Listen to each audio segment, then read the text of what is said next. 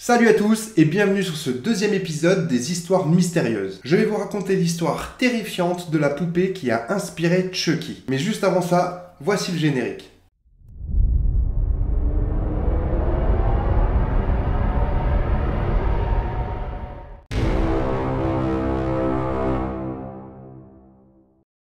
Tout le monde se rappelle de Chucky. Beaucoup en ont fait des cauchemars.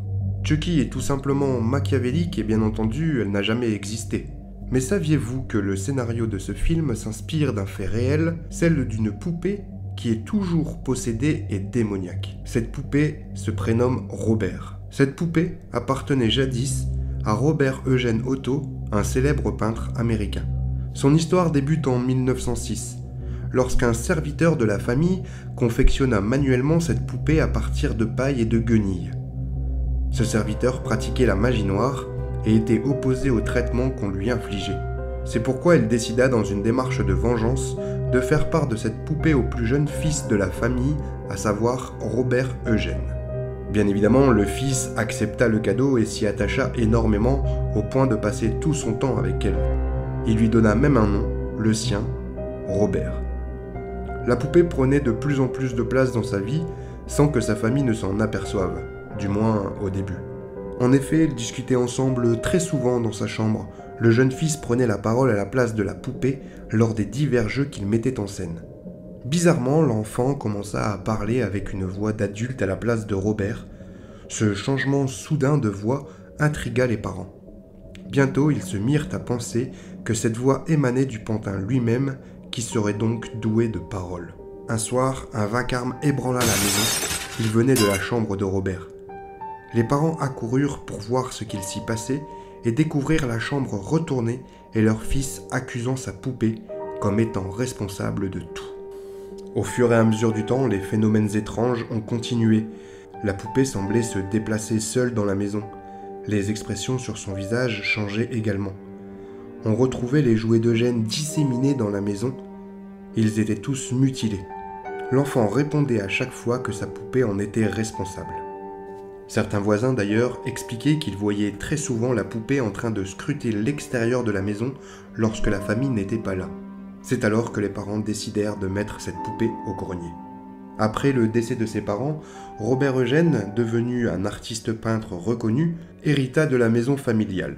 Il déclara alors à sa femme Anne vouloir dédier une chambre entière à sa poupée. Il la plaça d'abord dans les combles, avec des meubles adaptés à sa taille, et habilla celle-ci d'habits d'époque. Un jour, Robert Eugène témoigna à sa femme que son jouet était mécontent de sa chambre, car il y a trop peu de fenêtres pour observer la rue. Il décida donc de le descendre dans une chambre avec davantage de lumière.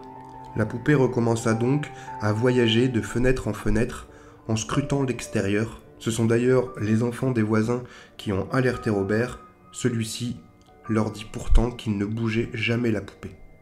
Anne la détestait, mais elle était également intriguée sur le fait que son mari était obsédé par le bien-être de sa poupée. D'ailleurs, elle racontera un jour qu'un plombier venu faire quelques travaux dans la chambre de la poupée quitta la maison terrorisé, laissant ses outils derrière lui. Il déclara plus tard que la poupée avait bougé seule à plusieurs reprises et parfois qu'elle était à un tout autre endroit. Il était aussi convaincu d'avoir entendu des voix et des rires démoniaques provenir de la poupée.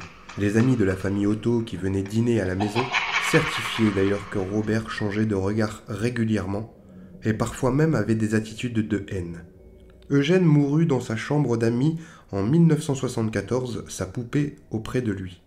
Anne vendit la maison et parta s'installer à Boston.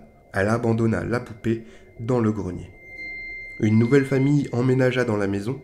Après la découverte dans le grenier de Robert, la petite fille de la famille décida alors de l'ajouter à sa collection. Une nuit, comme Eugène avant elle, elle se réveilla en hurlant et en pleurant. Elle affirmait qu'elle avait vu le pantin sauter et courir de haut en bas dans sa chambre. Elle assurait également que Robert était monté sur son lit et l'avait attaqué. Peu de temps après cette scène, la famille décida de se séparer de la poupée en l'emmenant au Fort East Martello où elle y est aujourd'hui exposée. Si jamais vous y allez et que vous avez le courage de la prendre en photo, n'oubliez pas de le lui demander poliment. Assurez-vous qu'elle ne tourne pas la tête négativement, car si vous en voulez un souvenir à son insu, vous garderez d'elle une malédiction. En effet, certaines personnes qui se sont rendues au musée afin de voir la poupée Robert ont affirmé l'avoir vue bouger la tête. Selon eux, elle est encore possédée. D'ailleurs, vous pouvez voir sur les murs du musée de nombreuses lettres d'excuses de personnes ayant méprisé la poupée ou alors ayant pris une photo sans lui demander. Il semblerait d'ailleurs qu'elle puisse vous jeter un sort à travers la cage de verre dans laquelle elle est enfermée. Vous savez maintenant quelle est la poupée qui a inspiré l'histoire de Chucky. Elle est complètement différente de ce à quoi il ressemble dans les films, mais il est tout aussi terrifiant.